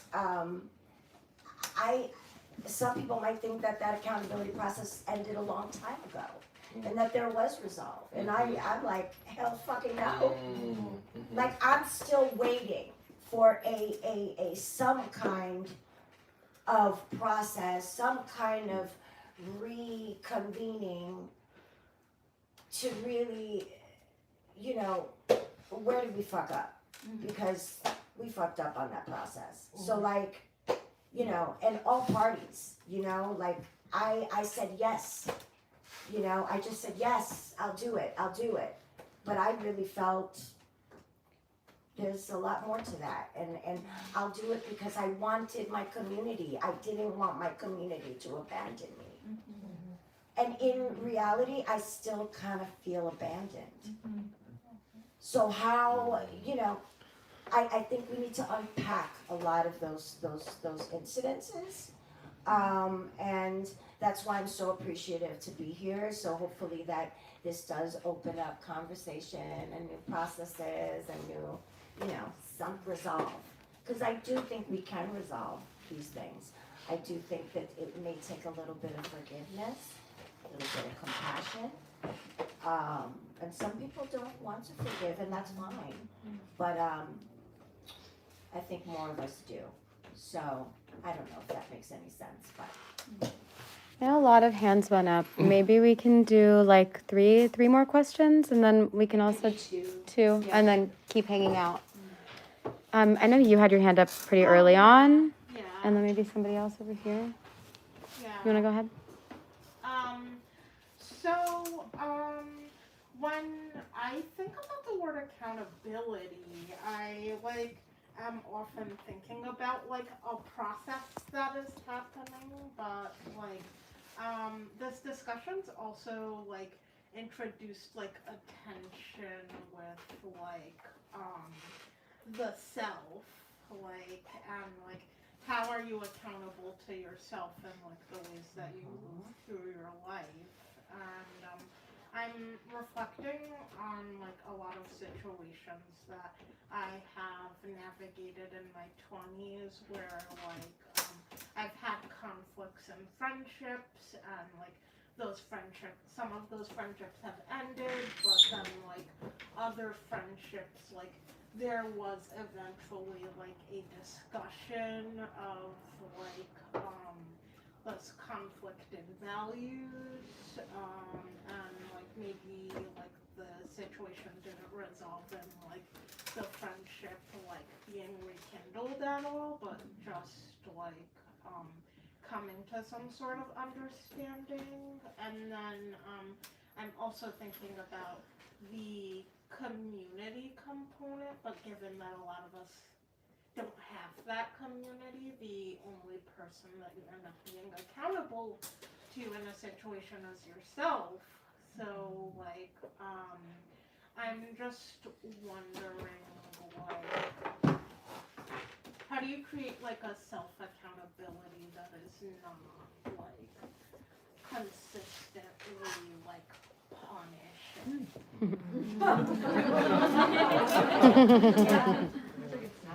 We're gonna hear the next question as well before we answer, right? Yeah. Maybe that would be cool. Yeah, maybe we can, if we're stacking questions, then maybe we can take three. And then Let's do that. You wanna go and then you wanna go? Let's take the questions and then see what. Yeah, that sounds good. So I was wondering if you could speak a bit more about power and accountability. Just the way when you're talking about cancel culture and how people in power, they don't have to cancel. Your landlord, they could evict you, right? They could fire you. Right. So Yeah. I guess I'm thinking, and the most common way that people talk about accountability is holding power accountable. So it seems in some ways cancellations and accountability, they're the consolation tools of people without power. And so I don't know, just thoughts. Can I ask you a My question? question is for Michelle. I was wondering after you compiled the book, from which group should we model our grassroots effort?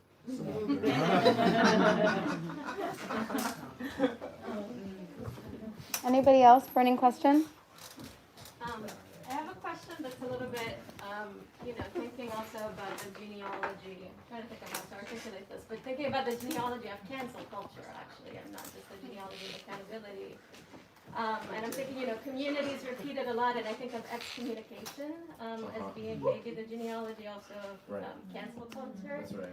And maybe how you've dealt in terms of these processes of accountability, in terms of how to suspend this kind of this is a problem for politics, right? The kind of the closing ranks, the reaction to take a decision, right? This immediate response, decisionist impulse. That's something that's a seed within politics. It's a problem for political theory, right? And it's a problem from which arises this also kind of cancel culture itself. That's kind of excommunication, decisionism, sort of the either or, the binary kind of for or against. Right, all these questions. I wonder how do you, within political organizations, create a space to maybe suspend the rush, right? The rush that politics sometimes propels one towards. Can I add one more question? Let's do it. I think what I'm hearing a lot is how do we counter isolation and alienation? And I think how do we embrace need more, and especially when people are so impacted by state violence and really severe forms of isolation and alienation throughout their lives, like that is an empty, gaping hole that can never be filled. And trust is a very difficult thing to arrive to in really minor conflicts. So that's something that I think about a lot, and there's no answer to this, but just putting it out there. Do you have all of that? I don't think we have to answer everything, but we can each do a closing words briefly. I got you. Alright, cool. I'll start. So, like on the question of self-accountability, but also the question of power. Like for me, it's a process of looking at the material conditions, right? So, if I fuck up, right? What were the conditions that led me to that? And doing that deep self-examination without judgment, right? Like we are simply assessing our material conditions. How was I conditioned to react that way?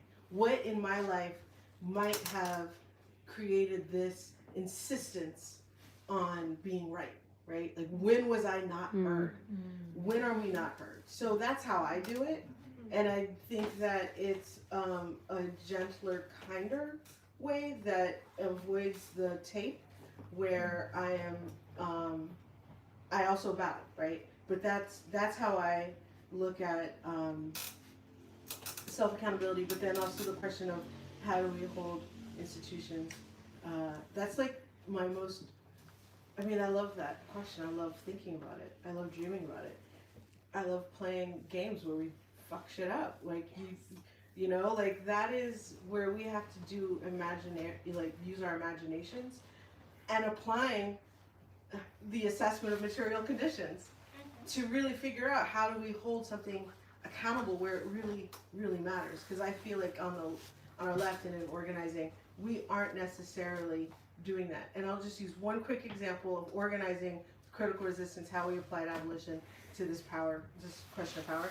So there was a prison in California that was going to be built in Delano, and the critical resistance found out through coalition with environmental justice organizers and scientists that there was the kangaroo rat that was endangered, and if that prison was going to be built, it was going to violate its endangered species plan. Anyway, so there was a lot of organizing that happened to make to stop that prison, and it was with a lot of groups that were doing farm work and stuff in that area, and it was a crushing blow to the prison industrial complex. I will just drop my mic. So I'll say a few words, and not about all of them. One, every other person on this panel could answer better than I about models to follow. That I spent a lot of time as an organizer, and right now, most of what I'm thinking about is why I fail so much at nearly everything I try. And that, and so that's what I have something to say about, right? In terms of sort of self-judgment, I think there is a way. This sounds kind of spiritual, and I am Buddhist and religious, but I'm also into psychoanalysis, where you can arrive at the same conclusion in a completely secular way, which is that fundamentally it's all workable and tolerable. Everything in your mind is tolerable. And that finding the right conditions, the right support, the right space to be able to actually take that seriously, right? That everything we've done, every harm we've caused, every horrible part of our mind is all part of us, and we are workable and we are tolerable. And that's I think, a very powerful lesson to try to arrive at. And sometimes as a starting point, it's just an act of faith, right? But if you don't believe that, you can't, on some level, open the space for that. You can't even start. And I think 12-step can provide another way into that, right? That there are many ways, but that I both as a sort of piece of faith to start with, and as a place to arrive. I take that very seriously. In terms of excommunication, I feel like I want to read your writing on this. I am not one that thinks the left has to include everyone. That if we're talking about a dictatorship of the proletariat or a classless society, then of course we have to include everybody, and we have to figure out how to take care of everyone, and we have to figure out how everyone belongs in the world, right? We can't just start killing huge numbers of people. That's a very bad idea. But when we are tiny political organizations, sometimes kicking somebody out is really helpful. I've been kicked out of 3 or 4 groups, and in 2 cases, the group survived because they found someone to blame, which was me. I don't think I was actually responsible for all the problems, but the group survived, so kicking me out was the right thing to do, you know? Like, and they did good work after I left, and I'm proud of that. Like, and, you know, like, and they didn't kick me out because I did terribly horrible things, but whatever. I have a lot of opinions. I argue with people. Sometimes things get really complicated and people are really upset about that. And like, I totally get it. And I think it's okay. I think it's okay to be like, actually, these people don't really belong on the left because they're transphobic fascists. And these people, like, they belong on the left, but they don't belong in our group because when they show up, no one wants to talk because they're scared of them. You know, it's okay to have these people leave. And it's a different question if we're, like, talking about the society we want to live in. We don't have to fully embody the society we want to live in when we're a tiny, marginal, you know, fleeting segment of it. Yeah, not everyone agrees with that, but that's my opinion. I think for the self-accountability, I have a kind of checklist. And again, like I do take a lot of that from the cognitive therapy 12-step program, where, you know, I did take what I really resonated with. And for me, I still live these practices. You know, take a self-inventory of your shit. Like nights before you go to bed. How did you do for the day? What are your intentions before you do something? You know, what else did I say? Again, with the unlearning, just, you know, it's a process of unlearning, and be gentle and kind with yourself. You know, we're coming from a really punitive life, right? All our lives, we've been punishing ourselves and punishing each other. So how do we change that in our day-to-day? I think that's important.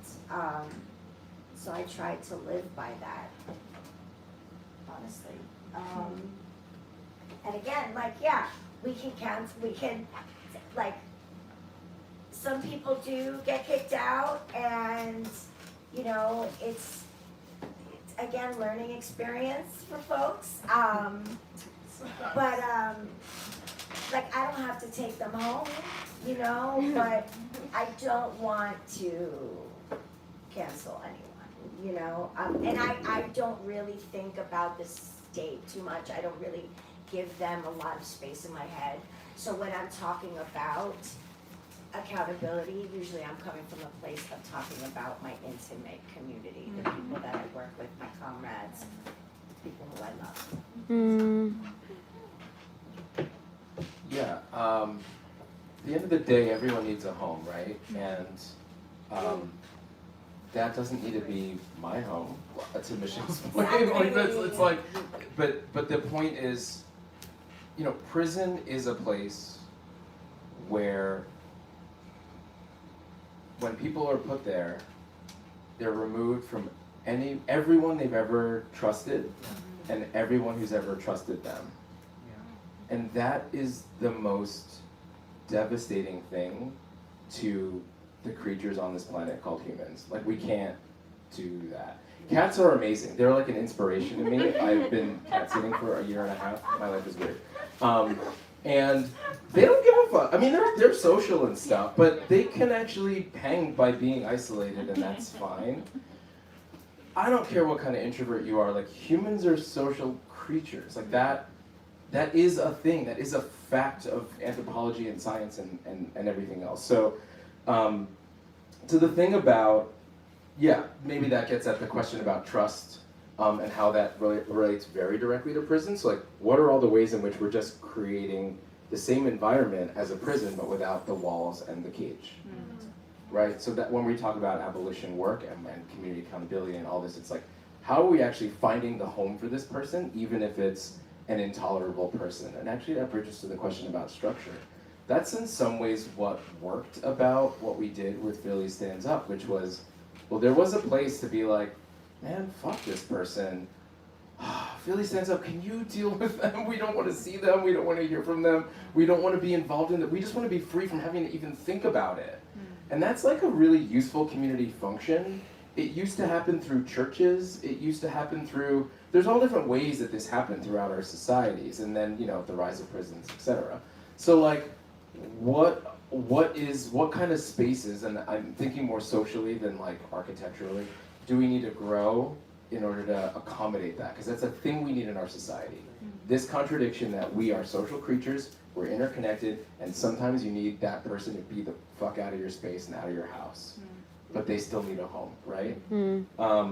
And so, yeah, I sometimes I think about the image of, in like the, the taboo of the loner, the Ronin, right? Like the samurai without a master, the whatever, like all the things of like what it means to be so isolated, and our fascination and culture of that, Tarzan or whatever, you know, whatever that like rogue removed element. And so, yeah, to the question of structure, I would just say this isn't the book for, that's not what this book is. Like, there's so many books that are about that, and the answer is that there isn't one that would be like, hey, I want to be healthier. What one vegetable should I grow in my garden? Like, that's just not what this work is. And then lastly, on the self-accountability thing, and it relates to, the thing about power and accountability. Accountability is our collective power. Like, that is an exercise of power. That's what all of this is. That's what this work is in building a new world. And I always think about that adage that you can lead a horse to water, but you can't make it drink, right? Max and I talked about this actually in our interview about self-accountability. You can't, but that's a contradiction, right? Because also we're like, the idea of forcing someone to confront themselves is that's the community piece of accountability. And the puzzle piece, like, it hinges to the moment of being like, okay, fuck, yeah, I guess I actually have to get real with myself. But you can't make someone do that. Like, you can make them want to do that.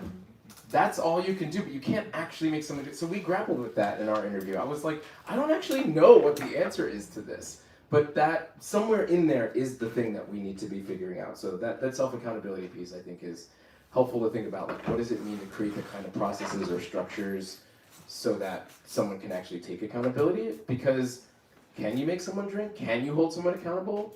I mean, those are the questions of this book, and I think it's an interesting thing to explore in the various different ways that we did. So buy a copy. Just real quick, to piggyback, as I'm thinking, you know, in self-accountability and accountability processes, I think it's really helpful to put yourself in the person who committed the harm's kind of shoes.